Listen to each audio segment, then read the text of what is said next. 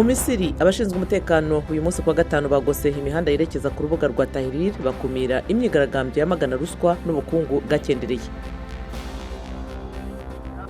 Abantu 300 bari bagizwe ingwate mu ishuri ry'i Kaduna muri Nigeria babohojwe uyu munsi kwa gatanu.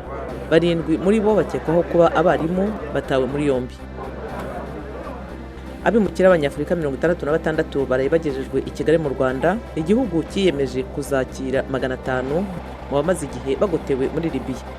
Igikomangoma Harry wo mu Bwongereza yasuye umushinga wo gutegura ibisasu bya mine muri Angola, aho ubwe yaturikije mine ari kuri. N'urugendo rwibutsa urugo nyina Diana yakoze hashize imyaka 20.